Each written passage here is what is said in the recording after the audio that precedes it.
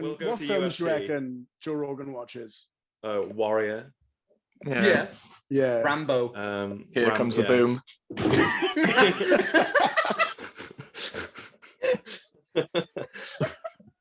All right, what's up, everyone? Welcome back to the Keeping It Real podcast. I'm James, joined as always by Jack, Calvin, and Reese. So yet again, we've been AWOL for about 3 weeks, so we're doing a bit of a catch-up. But then the main topic will be James Gunn's Suicide Squad. So Reese, do you want to start? You binged all 3 Fear Street movies on Netflix. I have no idea what these are about, so give a little synopsis and then what you thought. Basically, they're a film about there's this town called Shadyside. And I wouldn't live there. No. It just sounds and bad. It's next to it, its rival town is called like Sunnyvale or something like that. It's very like, I'd go there. I bet. 90s. Why would you live in Shadyside if Sunnyvale's next door? To be fair, though, I reckon Shadyside's really cheap. Probably is, yeah. And every few years or so, people go mad and start murdering people. It turns out there's a curse on this town, and there's a witch. And it's basically the 3 films take part in different years, and it's all about getting to the bottom of how this curse started. And I can't remember the years they're set in. It's like 1994. Yeah. And then is it like 18 something and is in like 1666? No, it's not 8. It's like the 70s or the 60s. And then it jumps back. Right, to okay. like 1777 or something. So and are the townspeople aware of the curse? Yeah, they're all aware of the curse. Then why? And they know it. They know it happens every few years. So why do they live there? I say few years. It's like there's no like correspondence for the years. It just kind of randomly happens. It's not like Pennywise showing up every 27. No. Random. It's they're random years, and like it's written or based on. It's an R.L. Stein book, isn't it? So by R.L. Stein. Yeah. So it's a solid story. They don't do anything like really new with it, apart from like in the last one is really good because they use all the characters from the first 2 films as characters in. So they kind of do like an American Horror Story and have the characters playing different people. But no, they don't do anything like spectacularly new with it. But it's a good story. It's interesting. I was interested in all 3. The story's enough to kind of keep you there with it and makes you want to get to the conclusion of it. It's a pretty good twist at the end, I thought. Nice. I don't want to spoil Can't too watch much. it now. Must be waiting. Must be waiting the whole time. Expecting a fruit twist. Why? So I mean, if people continue to live there, if there's like these things that happen every so on or so forth, that's what I can't. Right, I think I said you need to get. I don't think everyone. Everyone is. Does Sunnyvale have a curse? No. They just have. Comes to you find out why in the film. Their curse is their curse is great schooling and just like low interest rates. No, I say everyone. An actual healthcare system. Everyone is aware of the story of the witch. Sarah something, but not everyone is like on board with the curse. And everyone was like, yeah, this curse is 100% real, because they keep explaining it as like, this kid was addicted to drugs. This kid was like, he had a mental health issue, and because Sunnyside's like, because Shadyvale is really rough anyway, everyone's like, that's just what Shadyvale's like. They're just a bunch of murderers and drug addicts. Why would anyone choose to live there? Sunnyside sounds like the egg capital of the US. Sunnyside. I think Sunnyvale. Isn't Sunnyvale, yeah, Sunnyvale. Shadyside and Sunnyvale, I think they're called. That's really creative. I got them mixed up. Names. It's good. It's one of those classic ones where it's like, let's get about a bunch of 26-year-olds to play 16-year-olds. But they do a pretty good job. How many is Maya Hawke in? Oh, she is in probably about 3.5 minutes of the first one. Is she good? She's good in it. She's essentially the same character as Stranger Things. Like, who doesn't need more Robin? Kind of the same. Yeah. No, Sadie I Sink- thought she was like the main character, so I was like, oh No, yeah, no. I'll watch it for Maya Hawke. And oh right, okay. Then. Sadie Sink is very good in the second one and the third one. Is she also from Stranger She's Things? also Stranger Things. She's Billy's sister. Yeah. Oh, great. And yeah, the cast is pretty good. They're pretty solid. They're good stories. I reckon people should watch it. I think people will enjoy it. If you were to rate the whole trilogy out of 5, I'm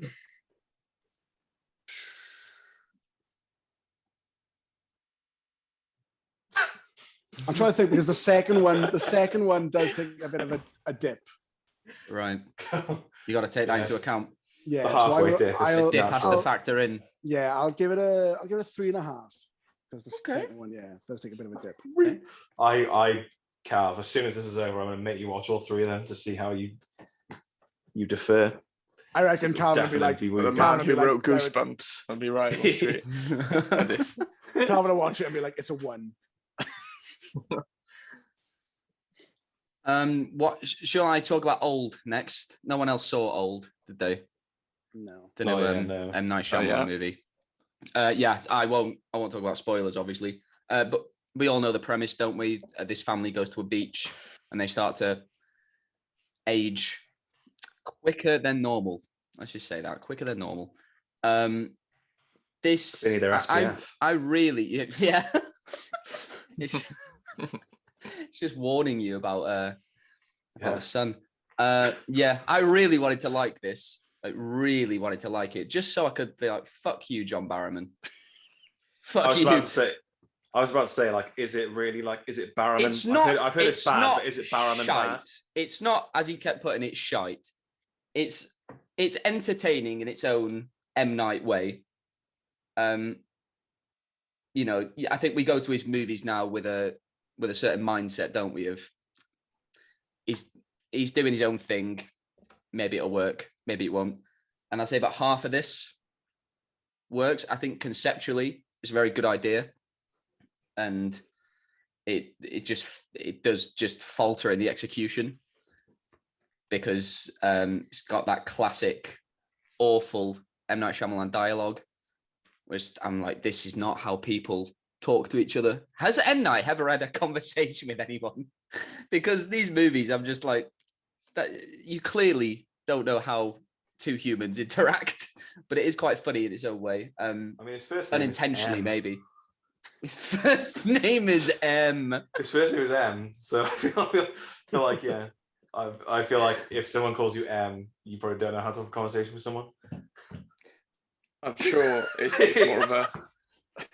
No, it's M. Google it. His first name's actually M. We thought it was an initial.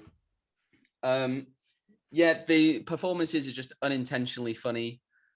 Alex Wolff is the standout from Hereditary, and he is the same one in Jumanji, isn't he?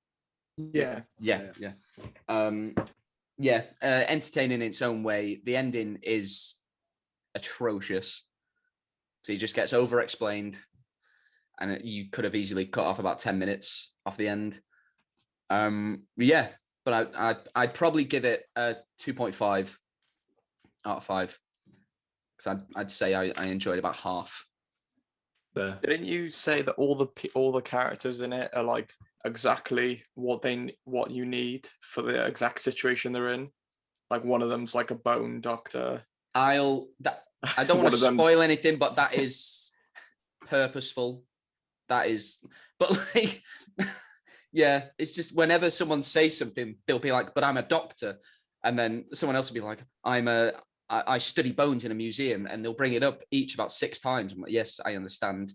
You're a doctor. Beaches yeah, it's just people just over. Just too much exposition, and yeah, it's clunky, but it's kind of funny. M Night's the M stands for Malcolm.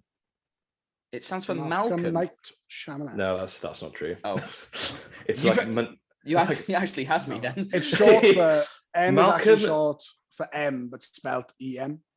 That's just his first name. Imagine that was his name, Malcolm Night Shyamalan. No, I don't know how to say it. I'm going to butcher it. Minaj, M-A-N-O-J. Minaj. Yeah. Malcolm. Right. M, if you're watching, let us know. I'm sure he is. Up in the comments. Tweet us at Keeping It Real UK. But yeah, so the moral of that review was fuck John Barrowman. What a prick. Yeah, he came off really badly like that, and I don't know if he got any like. Has he apologized? Because he got a lot of shit for it. Yeah, but he's gone off the rails recently. Does he even have a following anyway? Yeah, I People mean, care. He got cancelled a few weeks back for getting his dick out on the set of Doctor Who or whatever.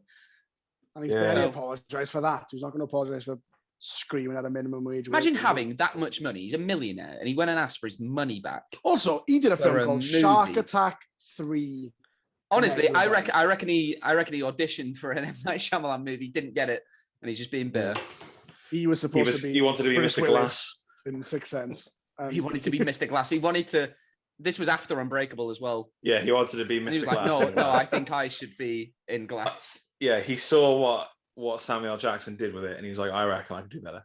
He's doing the wrong. I've got this. Yeah. Right. So before we get into Suicide Squad, I feel like we need to talk about Space Jam: A New Legacy. Briefly or whatever, but I think I just need to get it off my chest. I've not talked to many people about Space Jam 2, and I watched this with Reese. Calvin, did you watch this? Yeah. Sadly, I know you did, Jack. This really just took the energy right out of me. This really just sucked my soul. I've never watched a movie that was just so, obviously a product, and there was I couldn't even get a sense of any artistry behind this film. It was abysmal, and I adore the first Space Jam movie. I love it. I've probably seen it more than most movies, but fuck me, what a train wreck. I fell asleep for about 15 minutes in the middle. Everyone was 2D, and then I woke up and they were all 3D. I was like, I don't know what's happening. You missed the best 15 minutes, mate. I was hoping when I woke up there'd be about 20 minutes left because they were in the basketball game.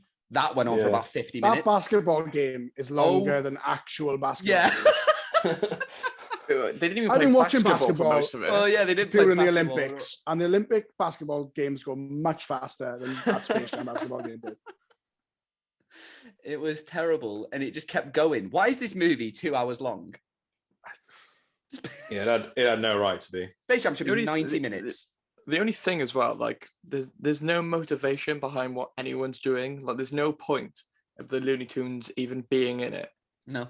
Like the first film had all the Danny did the little alien Danny DeVito plays like that works, like the sort of hungry capitalist guy who needs like more attractions for his failing amusement park. That they works. Dragged right? And Michael Jordan into their world because they needed it. It doesn't make sense that Warner Brothers algorithm. I don't know. I don't even know what he wanted. Why is Don Cheadle in this? I didn't even know what he wanted by the end. No, neither. It was just the way of Warner Bros. To be like, look at all the stuff we own. It was Ready Player One again. All the stuff we do. And I was just like, I said to Paul, I was actually laughed. Like a world where like actual celebrities exist, like LeBron James is playing LeBron James. Yeah. I always actually laugh when some of them are celebrities, but some of them aren't. So if I was LeBron James, I'd have been in that place and I'd have been like, why does this AI look exactly like Don Cheadle? They could have done something with that as well. And why is it could be like, have you seen that The Last Action Hero? Yeah. Like that, like Arnold Schwarzenegger exists within the world that the character also exists. Yeah. And they pull him out. Yeah. They could have showed like, oh look, this algorithm's just trying to look like Don Cheadle. It was his favorite actor. Added onto the runtime. I can't think of like. Well, it's because they did that whole stupid bit when the Looney Tunes weren't where they were, and all it served was is they go round to different references to find them. Look at all the IP we've got. The bit with the Jack will agree. The bit with Foghorn Leghorn where he's on the dragon was funny, but that was it. That was it. I don't even remember that. He shouts like he's do it, Jack. I can't remember what he shouts, but he's like, he sounds like, I'll say. Classic. He says like winter is coming, but like that. I say winter is coming. But then you've got Roadrunner and like Mad Max. I'm like, this is for kids. Yeah, Kids aren't. yeah. Kids are going to look at that and be like, what the fuck is that? Yeah. What am I watching? I just can't think of a single good thing to say about this film. Oh no, when Porky Pig was notorious PIG, that was funny. No, that was awful. That was comedy. The bit with Lola Bunny was pretty cool in the Wonder Woman, but that was cool. You'd call that cool, Reese? It was like a nice little bit to be like, look how she's really good at this. Fucking bored. Really good at obstacle courses. This film pissed me off for two reasons, right? The first reason was it was a terrible film. The second reason was, right, if you're a parent, do not let your two kids go see a film on their own. Because those two little twats that were sat 2 rows in front of us who started fighting each other halfway through the film. I think I was asleep at this point. They just started proper like slapping each other and kicking each other halfway through the film. And I was like, who let these two out? There was also a guy at the right at the front of our screen. He was like a legend. 10 minutes from the end, just went. "Ah!" It was the loudest yawn I've ever heard. They'd say something on screen, me too, man. and I would hear him repeating it back to himself down the front row. Sat on his own. And I was just like, this guy is loving this film, I think. I don't think he was. I think don't know, it was I the couldn't exact tell. opposite. What I hated the most about this film was, so who were the Goon Squad? The Goon Squad, because it rhymes with Toon Squad. So those like monsters, whatever they are, like whoever they're playing, they look like they were designed by a child who was like, he's the child who's like born in the wrong time, like he goes to school wearing a suit, like an old child. You know what I mean? No. I don't know where you're going with this. I really don't know what you mean. One of those kids who's like 10 years old, and like you have a conversation with him and you're like, you sound like a 50-year-old man. Okay. Yeah. It sounds like it was given to one of those kids and they were like, design things that kids like. And he was like, oh, okay then. And he was trying to just like make it up. They were all fucking shit. Spiders. Listen, like the spider thing. Snake. And what was it? Wet fire or water fire? Yeah, and he didn't use fire. He used fire like 0 times. Yeah. And then help you in a out of nowhere, they bring out fucking, what was his name? Chrono. So what was that about? That felt like it was supposed to be a big reveal. Fuck me, I forgot about that. They should have brought out. Can we? No, if we're going to Peppy. talk about these, we need to. I nearly forgot about CGI Don Cheadle. Yeah, no, that was what shocked. the fuck? They hulked him up, and I couldn't stop laughing. I was like, I don't think I'm meant to be laughing this much. They also CGI like It'd be good if he ran in and says "War Machine coming at you." That'd be good. If it was Disney, I'm sure they would have. It would have brought me back around to a 5 out of 5. I also love that they kind of Iron Man Bugs Bunny. Where he was like, I'll make this massive sacrifice to save everyone.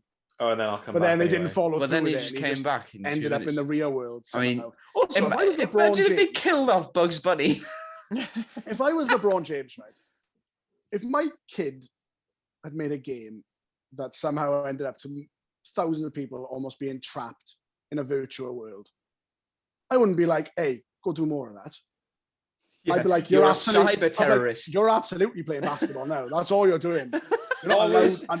Don't give this kid a laptop. Yeah, you're getting what was nothing Don for gold. Cheadle's goal again? What did he want? I don't remember. Just to be respected, when it to people to acknowledge his work. I think he wanted. Well, he could have actually did something then and not. He made a little basketball game. Yeah, I don't know why it came back to basketball. Also, yeah, why would you challenge? If I was going to challenge LeBron James to something, it wouldn't be basketball. It would be something that I think I could win. Or the Looney Tunes, they've won in the past. Yeah, they have experience. Yeah, they're 1 for 1. But like LeBron James, if I wanted to challenge LeBron James to something, it wouldn't be a sport. No, because he's athletic enough to probably beat me in any sport. I don't know what it wouldn't be that. Why wouldn't you just?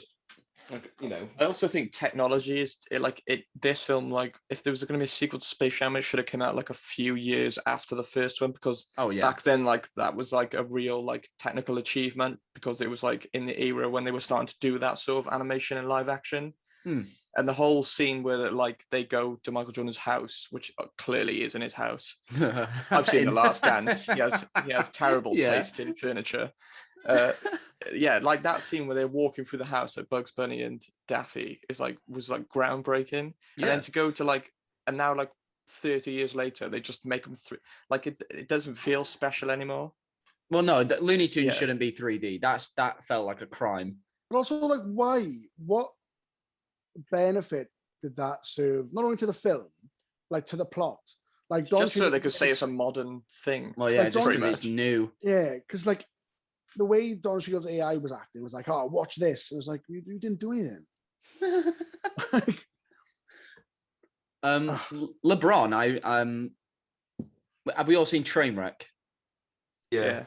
I thought LeBron was like one of the standouts in that movie. Like he's got really like actually good comedic timing, and I guess he is being directed by Judd Apatow as well. But like in this, you can see like he's fine with the comedy. It's just whenever they try and give him like any dramatic moments, I was like, this is the worst thing I've ever seen.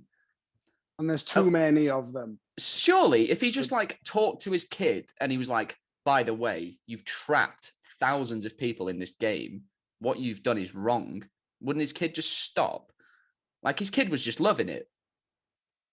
Yeah. I was like, why didn't he just he'd be like, oh, by the way, this is awful. Stop. And he just didn't. Maybe that's the message of the film. He was like, fine, I'm gonna have to beat him in basketball. No, communication is really important. That's what Space Jam: A New Legacy was about. Talk to your kids before they almost kidnap 1,000 strangers. Yeah, before they get convinced by an AI to kidnap thousands of people for sport. Convinced by Don Cheadle. Right. This gets a 1 out of 5 from me. This was one of the worst things I've seen all year. Very close to the bottom of my list. Jack? Probably a 1.5. 0.5 purely for Foghorn Leghorns announcing that winter was coming. And there was another bit that made me laugh, and I can't remember what it was. 0.5 for every time that made me laugh. Nice. Calvin? Yeah, I'm going to give it a 1. Reese? 1. Ah, lovely. All in agreement. Well, Jack, you had to ruin it. Right. I'll say a winter. I'll say a 1.5. Right. A winter is coming. Right, so the Suicide Squad. This came out on Friday. Was this at the top of our most anticipated list, or was it like number 2? And Dune was at the top. It was Dune was at the top. Dune and then Suicide Squad. Straight off the bat, I love this. I thought this was great. Like it was everything I not expected. Because I was like, it surprised me quite a lot, even within the first 10 minutes. But yeah, I think this is what happens when you just, you give a good filmmaker an IP and you just trust them with it. And I I didn't get a lot of studio interference in this Suicide Squad, like with the last one, which I rewatched last night. Dreadful, by the way, if you all forgot. Yeah, I really like this. Reese? I don't know how I feel about this Suicide Squad. What? I know. I was so excited for it, and when it finished, I was like, okay. I like the characters. I really like the characters. They were really well written and well acted, but I just feel like the story for me just felt really disjointed at parts. I know they do jump around all the time, but I just feel like they would cut a really random bits, and I felt like there was more other bits I wanted. And for me, at the end, when they fight, is this Starro? Is that his name? Starro, yeah.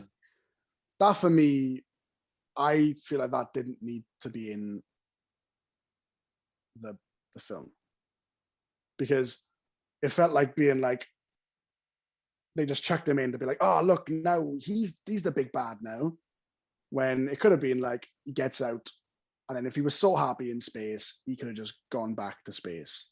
How? Not flying starfish. When he was fucking floating about in space for ages somehow. Yeah, because everyone of zero floats in gravity. space. At one point, he got up there. I somehow. can't fly, Reese, but if I was up there, I'd probably be floating as well. Yeah, but he got up there somehow, and he could have died again. He might have just been born in From space. And I just feel like He's from space. The whole end of it. Love the idea of Reese as Starro just in space going, oh, this is fucking mint. Well, that's what he basically said. He said he liked being in space.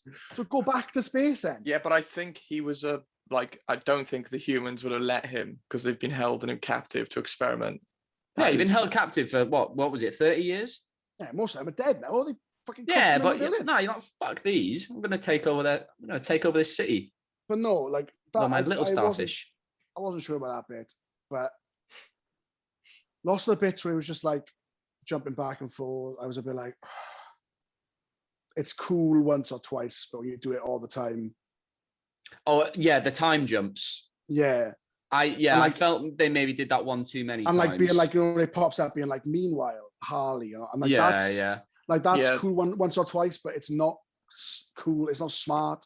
Yeah, one of my big issues was those title sequences, like the like, what are they, like diegetic ones, the ones that are actually in the film.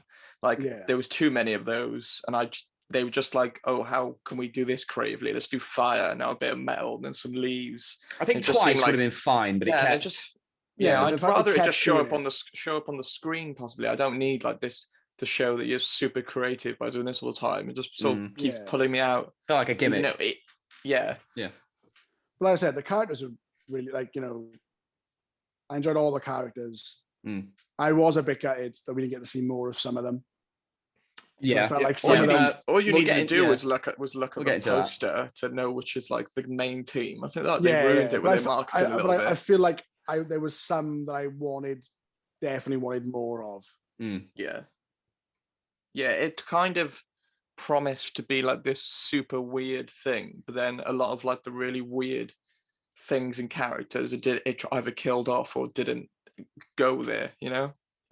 That's what I found. Like it was weird, but it didn't really push as far as it could have gone. It kept being like, oh no, this is a big budget Hollywood film, let's pull it back a bit. Like they're not quite ready to really like go full in. That's how I felt. I thought with like the weirdness and like, and the tone and the over the top gore and the humor. I thought that all worked.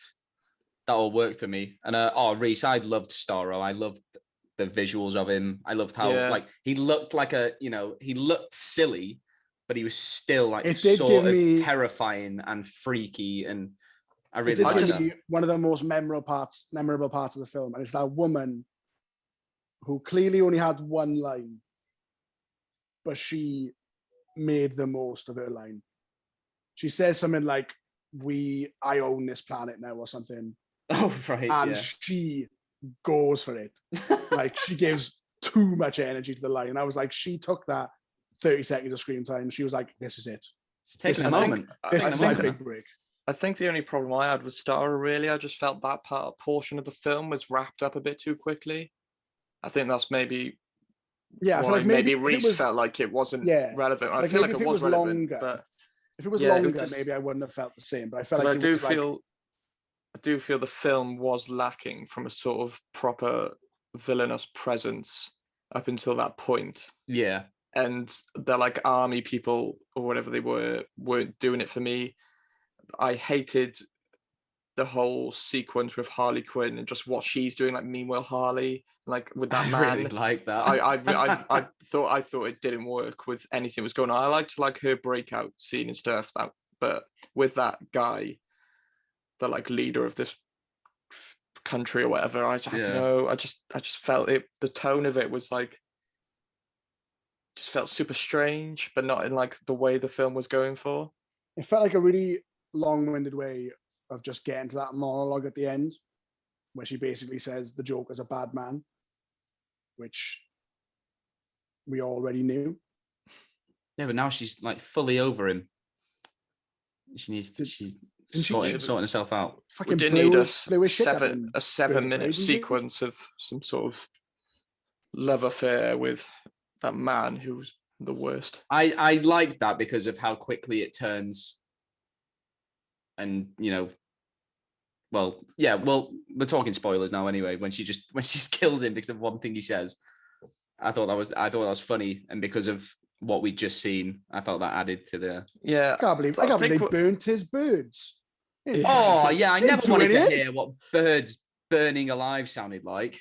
I feel like some of the moments in this film, do you know, the whole marketing thing was don't get too attached to like the characters, but I feel like they offed all the other shit team enough to then really, like, I know by the end they just felt like they had to kill some of them, and the one death that I didn't agree with was Polka Dot Man dying. I just felt that bit just felt really cheap. Like, fair enough, he got what he wanted, he was a hero, but it was just done for like a shock.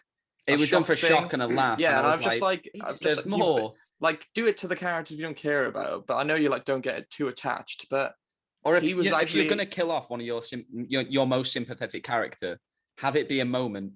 Yeah, like Rick Flag's death. Squash him and like meant Rick something. Yeah. But obviously, I was furious. But he is only really killed off, so Bloodsport can become the leader, I guess. Yeah.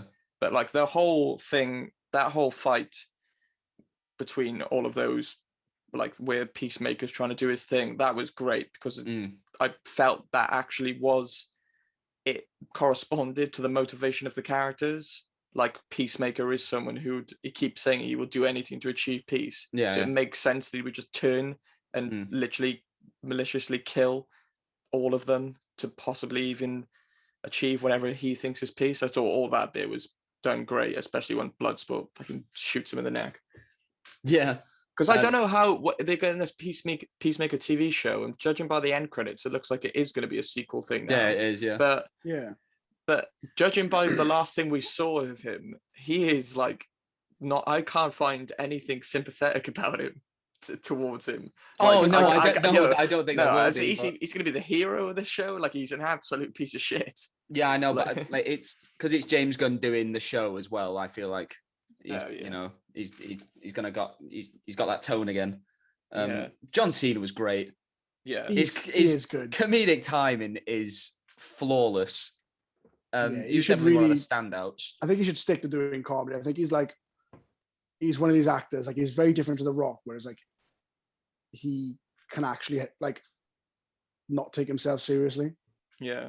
Like, I feel even when The Rock does comedy, he's like, it's about how big his arms are. He's like, I'm still cool. About how strong he is. I'm funny, but I'm cool. Whereas John Cena, it's like, look at how ridiculous you are. Yeah, I mean, look at that scene. In his underpants, I was crying.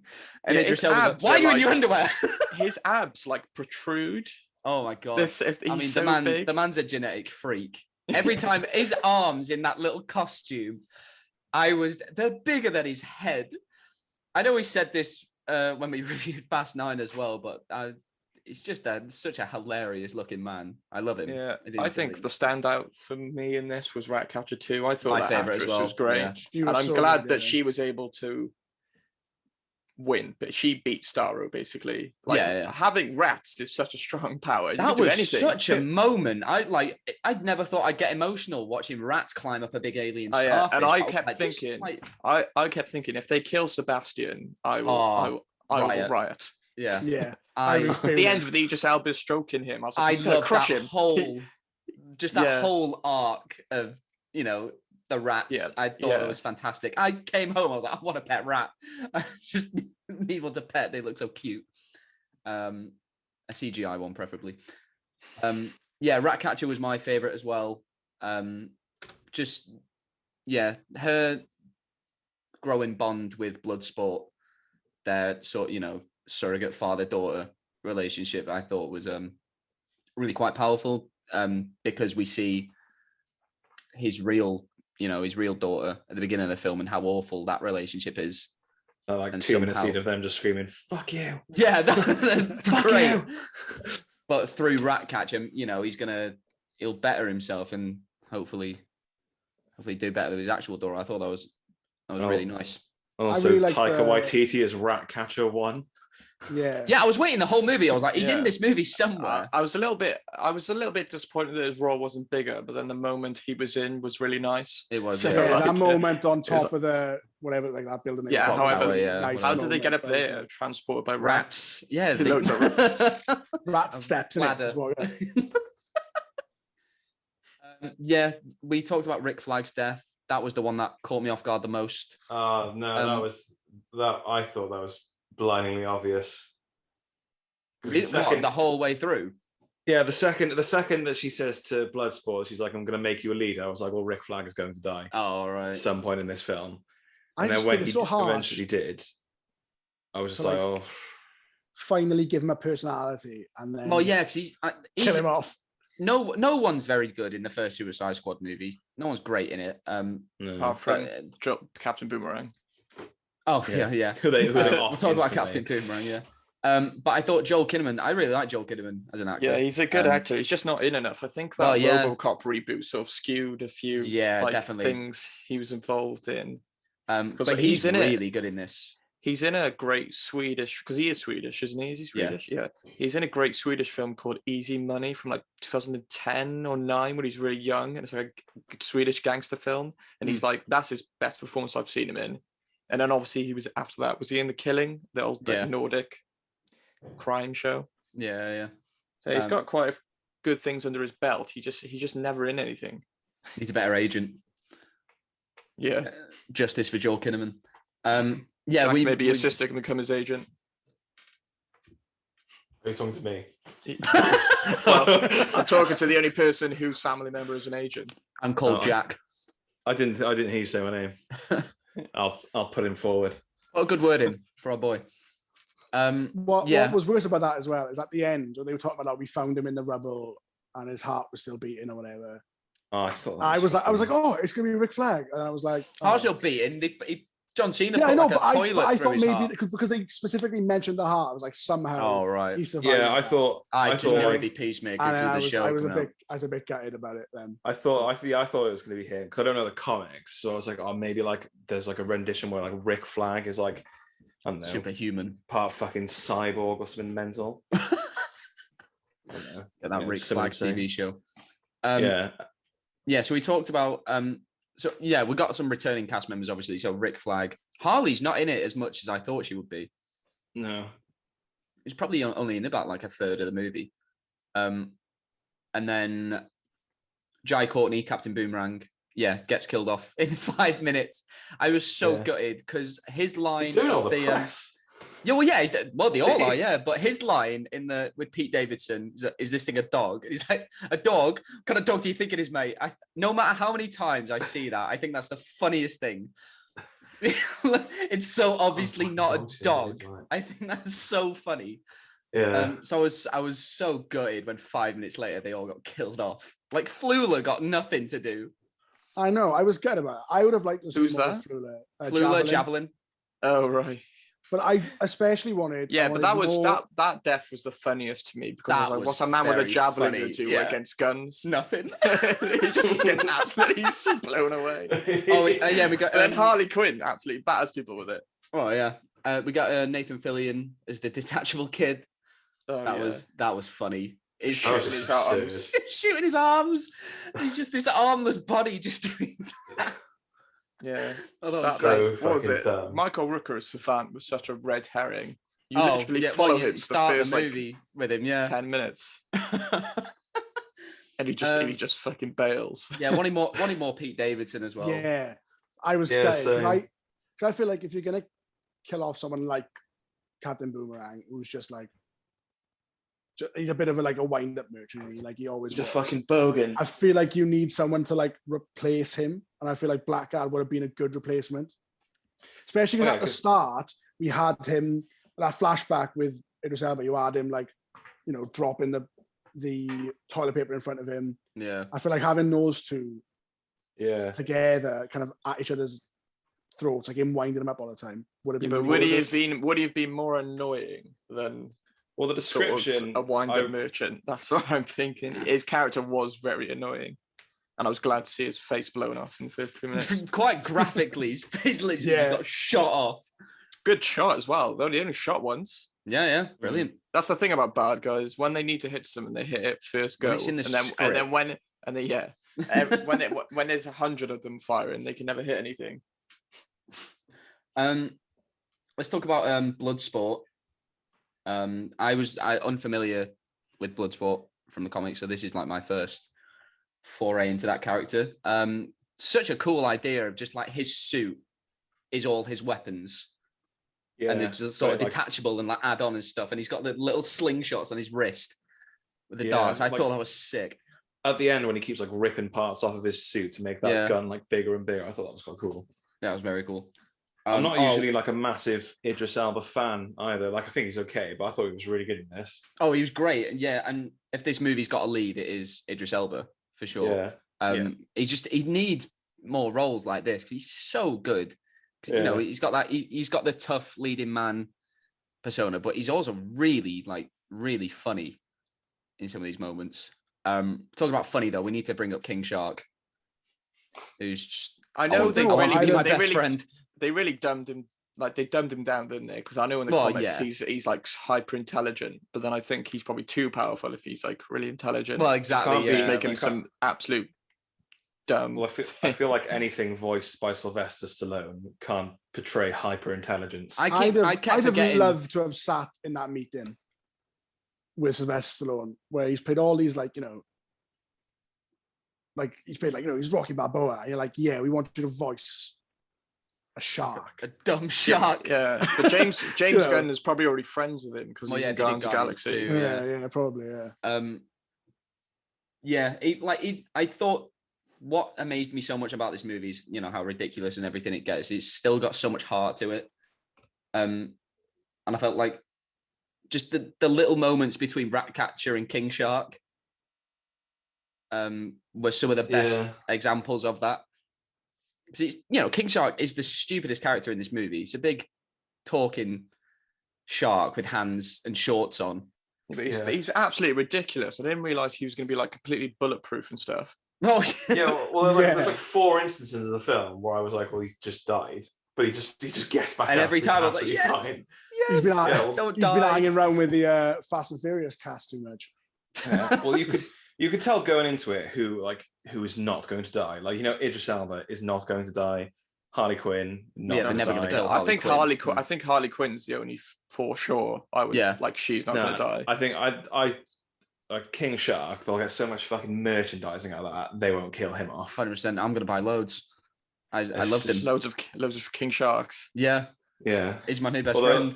I didn't expect Ratcatcher 2 to survive. I thought she was going to die, but she was like the best. She's the heart of the movie. Yeah, I definitely thought she was going to die when he turned to her and he was like, "I'm going to get you out of here alive." I was like, she's dead now. She is dead. But it was nice. She came out. I liked how they handled, was it Amanda Waller, is that her name? In this one, like in the last one, you watched it last night, doesn't she just blow away a whole team? Doesn't she kill them all at a point? The plot is like they go into Midway City to rescue Amanda Waller, and as soon as they get there, she just kills the whole office full of a guy. Well, in this one, they knock her clean out, and it doesn't seem there's any repercussions. Well, I think she looks at them in the end, and she's like, "Oh, I mean, they did save the world, so like, can't really fault them for it." I mean, Viola Davis is great in anything, isn't she? She's so good, and she was evil in this. Yeah, evil. Well, she's not going to kill her. But she had something, and she had something underneath that was like more human than the last like iteration in the David Ayer one, though. Well, the David Ayer one, she was just evil and nothing else. She did. But in this one, it was like she had a few layers to her. Yeah, for sure. Are they planning a sequel to this? Do you know? James Gunn has said he's doing more DC projects. Yeah, he's signed on. Because when that whole thing when he got fired from Marvel, DC basically just came to him and said, "You can do whatever you want." I think they wanted him to do a Superman movie, but he said, "Give me the Suicide Squad." I'd like him to do like a new Suicide Squad film with those people, but maybe like the ones who survived, but maybe not call it Suicide Squad. Like call it something else, because then you haven't got to like actively kill them off just because it's called Suicide Squad. What you mean, like, call it Bloodsport and the Gang. Bloodsport and the Gang. Go see Bloodsport in the gang. That sounds great. They could do so many sequels to this, and I wouldn't complain. I think this is really good. I mean, James Gunn's just one of the best people in the genre at the minute. I didn't feel. I thought when I was watching this, I was going to be like, oh, it's just Guardians of the Galaxy with blood. But I thought they were very distinct. Yeah, it felt like a James Gunn. It felt like a James Gunn film. This felt more James Gunn than Guardians of the Galaxy, I think. If you've seen Super and so on, for sure. Anything else to say on the Suicide Squad? I think we've talked it out, to be honest. Yeah. Reese, do you want to start us off with the ratings? Oh, I was hoping you wouldn't come to me first. I'll give it a 4. I'll give it a 4. Calvin? Yeah, I'm going to give it 4 out of 5. I was expecting more of a 4.5, but it did let me down in some sort of areas, like the overuse of the title sequences, the whole Harley Quinn bit. Apart from the breakout scene, that was great. So just a few little things that I was a bit like, I guess it can't be perfect though. Yeah, Jack? Well, it can, but he didn't. I'm going 4 as well. I liked it. I liked when at the beginning, basically in the first 15 minutes, loads of them just straight up die. But I kind of would have liked to see more of them fleshed out beforehand, to show us the really fucking weird ones. But yeah, same as you can't. Maybe we'll have to wait for the Gunn cut. Yeah, 5 hours. He's adamant that this is the Gunn cut. There's 5 hours of Javelin's backstory. I'd watch it as well. Yeah, for sure. He tried shot puts, but it wasn't working. What, the name wasn't as catchy? Yeah, you have to switch. He was just doing the triple jump. Just jumping all over the shop. Only in sand though. Only in sand. I'll give this a 4.5. Rarely do, especially superhero movies surprise me like this one did. I was just really impressed by how much heart it maintained while still being just the most ridiculous thing. One of the most ridiculous things I've seen all year. 4.5. Really, really like this. It doesn't quite reach the 5 out of 5 that Fast 9 did. I forgot you gave it a 5. Clearly, John Cena's having a great year. He's got a 9.5 out of 10 for me so far. I can't wait for you to get to Dune and be like, I was 1. Just to piss Calvin John off. Cena. Yeah, John Cena's not in it. I don't want to watch it. I'm John not even going to bother. John Cena is Paul Atreides. He's bigger than Jason Momoa. He's bigger than probably everybody in that film. He won't be able to fit in any of the ships. No. Maybe flying him. Yeah, he plays the sandworm. Yeah, he just come up right in one of them at one point. In his Peacemaker outfit. Have you seen that? He's been wearing that costume everywhere. He wore it on Jimmy Kimmel, didn't he? He wore it on Jimmy Kimmel. He's worn it in all the press. He wore it on the red carpet. I said, well, yeah, I guess it's just a helmet and a fucking t-shirt, essentially. Yeah, I mean, it does look fucking ridiculous, though, doesn't it? It is funny. I love his commitment to it. The Rock could never do that. No. Shape up, Rock. Yeah, John Cena's. I love that man. Ever since I watched that film Blockers, he's so funny. He's so funny in there. That is a 40 with my butt. He's in that. He's in another film soon, isn't he? Isn't it called Vacation Friends or something? Oh yeah. I'm not sure. But him and that, and he's like, I just choked a 40 with my asshole.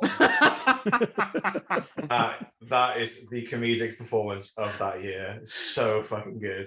Him in Trainwreck though, when he's just finished having sex with Amy Schumer, and he's just hanging the flannel on his dick, chugging all that water. Yeah. The boys make the noise. Gonna fill you with my green drink. Yeah, he just knows what he is, and that's fucking great. Whereas brilliant. The Rock, if The Rock was in that, well, he wouldn't. First of all, he wouldn't let you almost fucking kill him. He'd probably bounce Bloodsport's bullet off his chest back into his head. Fucking stupid, ridiculous. There was rumors at one point of there being a Suicide Squad versus Black Adam movie. Well, they'd all die. Oh, that's good. That's just gonna boost his ego, isn't it? I don't want that. Yeah, There's rumors as well. We'll see how Black Adam is. So maybe he tries to do something different in that. He's hyping Black Adam up more than any other movies he's ever made. Because he got cast in it about 25 fucking years ago. I think he signed on for that in like 2009. It's stupid. It was like, I think it was like a fan thing beforehand, wasn't it? It's like a fan Probably, casting. yeah. Just because he looks like him, and then he took it and ran with it. Doesn't even look like him that much. Black Adam's also got hair. Oh, he does. Yeah. Never mind. The Rock looks nothing like Black Adam. Yeah. Right, that's the show for today, guys. Make sure to head to Twitter and follow us at Keepin It Real UK. From there, you can find links to all our streaming platforms. Evidently, we haven't figured out a recording schedule, so we could see you next week. We could see you in 4 years. I don't know, but until that time, keep it real. Oh, we haven't quite reached 4 years. Oh, you just ruined it. You ruined my Keep It Real. Well, I was. Look at you in your tiny Look at pillow. him leaning back, doing all the work. Doing all the work. I'm just you. Fair. I wonder how.